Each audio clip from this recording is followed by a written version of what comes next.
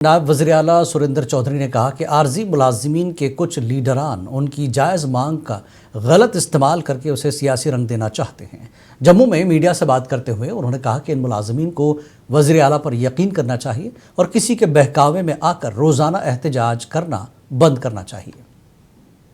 जबकि मैं टेलीविजनों को भी कहूंगा कि आप इस बात को ज़्यादा मत पॉलिटिक्स में राजनीति मत लाइए, पॉलिटिक्स मत लाइए। आपके रोजगार का मसला है और जब रोजगार का मसला है तो रोजगार से लिया जाता है और दिया जाता है।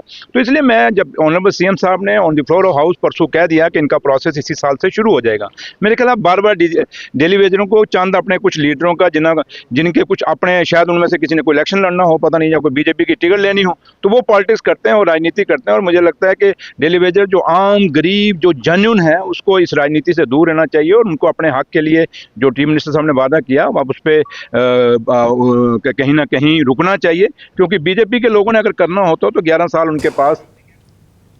बीजेपी के कौमी जनरल सेक्रेटरी तरुण चुग ने कहा कि उमर अब्दुल्ला की सरकार अपने मंशूर में लोगों से किए गए वादे पूरे करने में नाकाम रही है और असेंबली में नाज़ेबा अल्फाज इस्तेमाल करके इस नाकामी को छुपा रही है। तरुण चुग ने जम्मू में मीडिया से बात करते हुए कहा कि उमर अब्दुल्ला को आर्जी मुलाजिमीन का मसला जल्द हल करना चाहिए।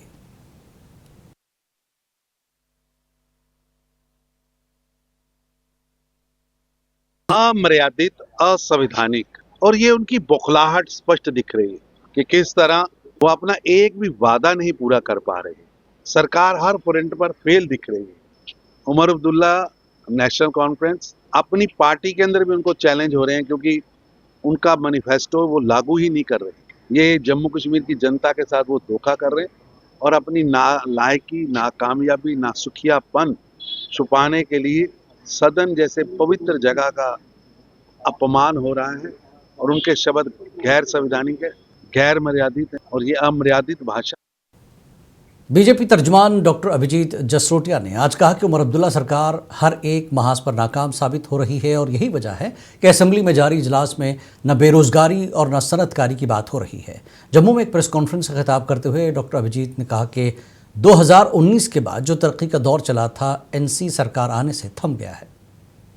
असेंबली है जिसे चलाने के लिए हर एक नागरिक पैसा देता है, एक रेडी फड़ी वाला भी पैसा देता है उसको चलाने के लिए। आप इन लोगों के पैसे का तो मिसयूज कर रहे हैं, हमारे समय का भी मिसयूज कर रहे हैं, क्योंकि 1.5 साल की आपकी परफॉर्मेंस क्या है जरा ये तो बताएं लोगों को।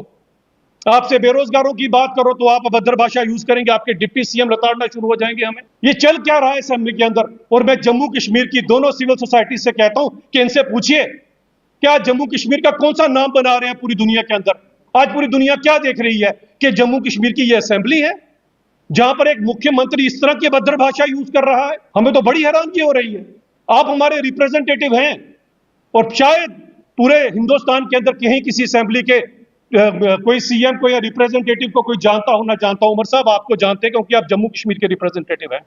हमने तो आपको बताया 4-5 साल का पूरा ब्यौरा दिया कि क्या क्या कुछ हुआ। तो सोचिए तो सही। और मैं सिविल सोसाइटी से कहता हूं एक आंकलन लगाइए 4-5 साल का और 1.5 साल का अंक लगा लीजिए और 50-60 साल पिछले भी ऐड कर दीजिएगा। मैं हर जगह से शुरू हो जाऊं, एम्स, IIT, IIM, मैं बोलने लगूंगा पूरा दिन निकल जाएगा। रिंग रोड की बात कर लूं, G20 की बात कर लूं, 42,000 नौकरियों की बात कर लूं, आयुष्मान कार्ड की बात कर लूं, नाइट लैंडिंग फैसिलिटी दोनों जम्मू और कश्मीर के एयरपोर्ट के ऊपर, एयरपोर्ट की एक्सपेंशन की बात कर लूं, टनल्स की बात कर लूं, ट्रेन से कनेक्टिविटी की बात कर लूं, नए मेडिकल कॉलेज की बात कर लूं, जो स्टूडेंट्स की सीट्स के अंदर इजाफा किया गया, डबल सीट्स की गई, जो मेडिकल कॉलेजेस हर डिस्ट्रिक्ट में बने, ये सारे के सारे काम जो है 4 सालों में हुए। और ताबड़तोड़ इंडस्ट्री यहां पर आ रही थी। उमर साहब आपको याद है यहां प्लॉट नहीं मिल रहे थे आपकी सरकार आने से पहले।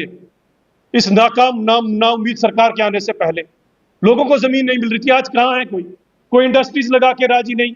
जो यहां पर आए थे वो भी चले गए जब आपकी सरकार उन्होंने देखी।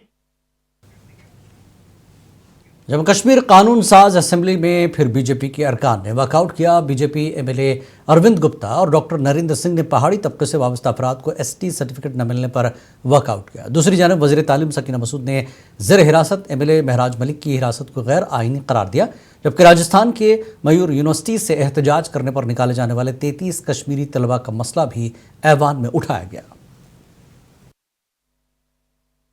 रिजर्वेशन के बारे में मैंने कल अपने बजट में ग्रांट्स पे बात की है और जो मैंने कहा है वही सच है।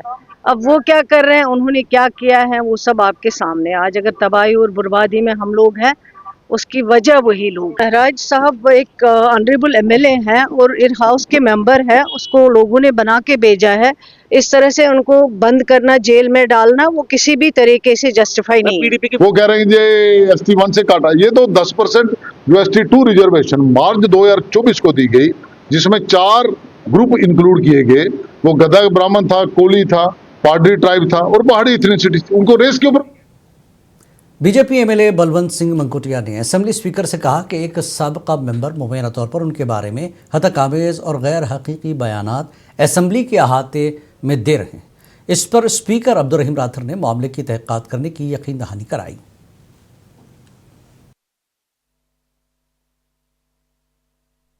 एलिगेशन लगाया कि चनैनी का एमएलए ने हवाला के माध्यम से पैसा लाके इलेक्शन जीता है, तो उसमें हमने स्पीकर साहब को कहा कि इस तरीके से, क्योंकि असेंबली का मामला इसलिए बना है क्योंकि असेंबली के परमाइसिस के आके उन्होंने ये इस तरीके का प्रोटेस्ट किया, जो कि टोटल गैर कानूनी इसलिए था कि खुद टेंटेड है, खुद अपने पर पर्चे हैं और फिर वो इस तरीके से वो लोगों के खिलाफ।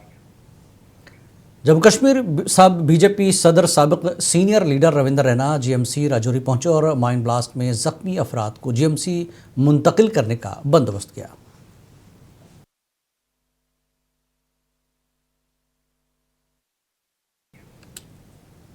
बीजेपी किसान मोर्चा की जानिब से शहर हमदान में एक अहम वर्कर्स मीटिंग मुनक्किद की गई। इस प्रोग्राम में बड़ी तादाद में कारकुनों ने शिरकत की और मुतादिद अफराद ने बीजेपी में शमूलियत अख्तियार की। इजलास की क़यादत स्टेट वाइस प्रेसिडेंट किसान मोर्चा नज़ीर अहमद गनाई और डिस्ट्रिक्ट प्रेसिडेंट अशफाक अहमद डार ने की। जहाँ भी देखोगे ड्रग के साथ जो भी मुलवस पाएगा तो हमें खासकर जो कंसर्न SHO साहब हैं उनके नोटिस में लाया या किसी जो दाएं बाएं कोई भी पुलिस चौकी है उनके रायते में रहो। इसको सामने न माँ देखती है ना बहन देखती है, क्योंकि अपने होश हवास खो बैठे। तो यही मैंने आज इनको भी बोला था। और दूसरी बात है कि भारतीय जनता पार्टी ने, आपने पता है कि यहाँ काफी काम किए थे। यहाँ आज सब ऑनलाइन सब कुछ हो जाता है। आज डिजिटल लोक जनशक्ति पार्टी रामविलास की जानिब से टाउन हॉल त्राल में एक प्रोग्राम का एहतमाम किया गया, जिसमें पार्टी के जम्मू कश्मीर सदर रफ़ीक मलिक, सलीम चौधरी, मुजफ्फर अहमद, ज़िला सदर पुलवामा, मेराज पुलवामी और दीगर ने शिरकत की। इस मौके पर लोगों ने मुख्तलिफ मसाइल उजागर किए, जिनको पार्टी सदर ने गौर से सुना और उन्हें यकीन दहानी कराई कि उनके मसाइल हल करने के लिए वो काम करते रहेंगे।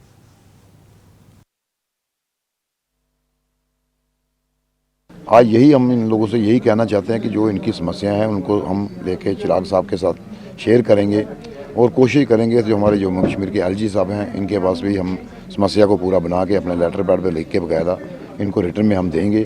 बिल्कुल हम तो यही चाहते हैं कि हमारी आरजी मुलाजिमीन के अहल खाना ने श्रीनगर में एहतजाज किया। यह एहतजाज ई-जॉब के बैनर तले शेर कश्मीर पार्क में किया गया। आरजी मुलाजिमीन के बच्चे अपने वालिदैन की मुस्तकिली की फरियाद करते हुए प्ले कार्ड्स अपने हाथों में लिए थे।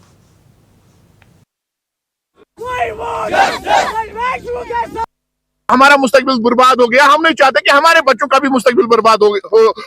इसको लेके आज हमारे बच्चे यहाँ पे आ गए हैं। वजीर आला साहब से गुजारिश कर रहे हैं, दामन फैला के उनसे गुजारिश कर रहे हैं कि हमारे मुस्तकबिल का ख्याल रखा जाए। अगर आपने रेगुलेशन श्रीनगर में महकमे बिजली के मुलाजमीन ने बिजली की रिजकारी और पार्लियामेंट में ज़ेर-गौर इलेक्ट्रिसिटी तरमीमी बिल के खिलाफ एहतजाज किया। इन मुलाजमीन का कहना था कि रिजकारी से गरीब सारिफीन पर बोझ बढ़ेगा और उनकी मुलाजमतों का तहफ़्फ़ुज़ खतरे में पड़ जाएगा।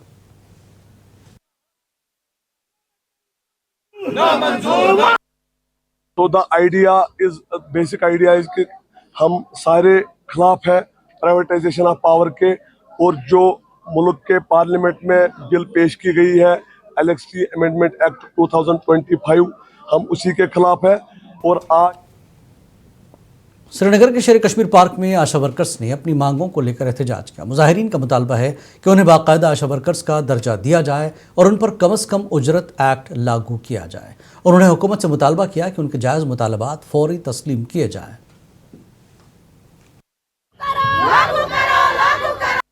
अब सरकार से आज तक यही मांग रही है कि हमें आशा वर्कर का दर्जा दिया जाए और हमें मिनिमम वेज एक्ट में लाया जाए, जबकि बाहर की सरकार 4,000, 5,000, 8,000 तक दे रही है, तो हमारी सरकार 2,000 दे रही है, जिस 2,000 में ना हम अपना पेट पाल सकते हैं, ना हमारे बच्चों का गुजारा हो सकता है। बार बार हम गवर्नमेंट से यही